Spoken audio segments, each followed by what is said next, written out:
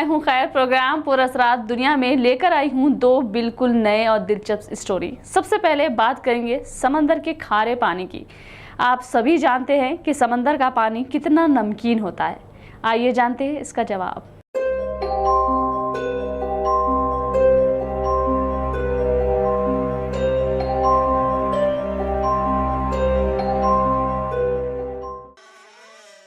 ये तो आप जानते ही होंगे कि समंदर की सतह से ही किसी जगह की ऊंचाई नापी जाती है, यानी ये जमीन पर सबसे निचली सतह है।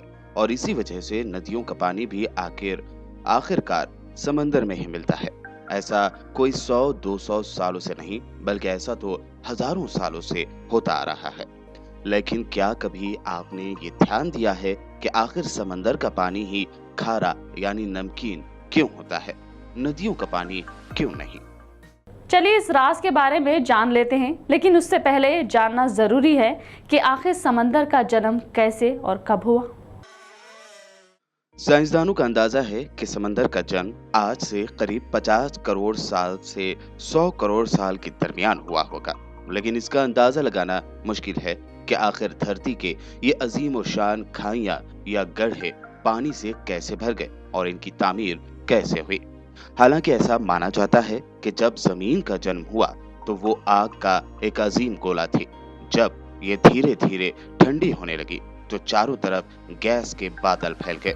यही गैस के बादल जब भारी हो गए तो वो बारिश के तौर पर हजारों साल तक बरसते रहे, जिससे धरती यानी जमीन के ये अजीम गड्ढे या खाइयां पानी में भर गए, जिसे आज हम समंदर के नाम से जानते हैं।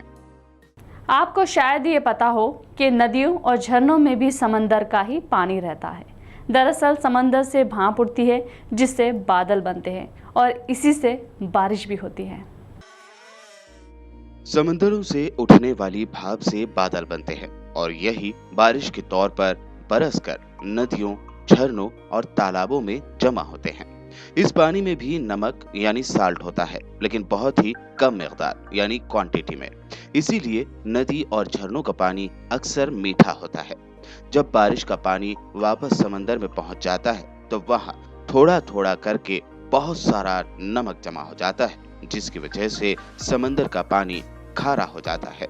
ये नमक है सोडियम और क्लोराइड, जिससे नमक बनता है। टाइटैनिक जहाज के बारे में आपने फिल्म के जरिए जरूर मालूमात हासिल की होगी। इस जहाज को डूबे कई साल बीत गए। समंदर में इसका मलबा तक ढूंढ निकाल लिया गया, लेकिन क्या वजह है कि इसे अब तक बाहर नहीं निकाला जा सका? दुनिया के सबसे बड़े जहाज के तौर पर मशहूर टाइटैनिक को डूबे 108 साल से ज्यादा टाइम हो गया है।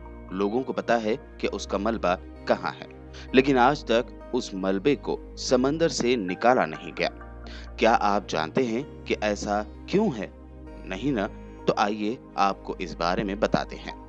टाइटैनिक 10 अप्रैल 1912 यानी 1912 को अपने पहले सफर पर ब्रिटेन के साउथहैम्पटन पोर्ट से न्यूयॉर्क के लिए निकला था, लेकिन 14 अप्रैल 1912 को नॉर्थ अटलांटिक ओशियन में एक हादसे में वो टूट गया था और इसका मलबा 3.8 किलोमीटर की गहराई में समा गया था।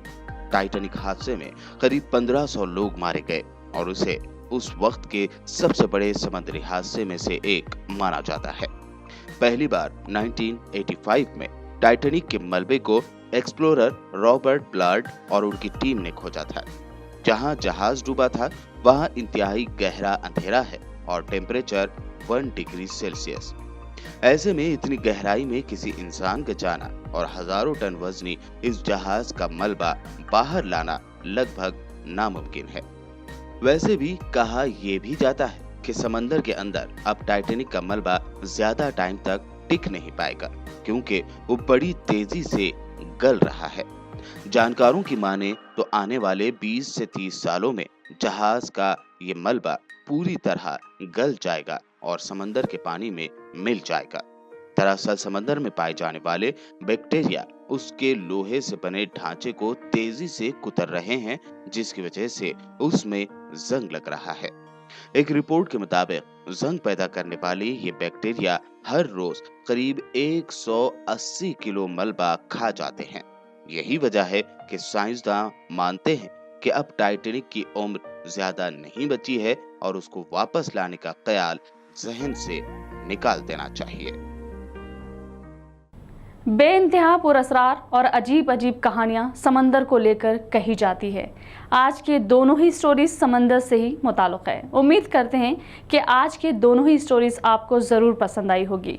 मिलते हैं अगले एपिसोड में और एक दिलचस्प स्टोरीज के साथ। तब तक के लिए आपकी होस्ट खैर को इजाज़त दीजिए और देखते रहिए BBN चैनल।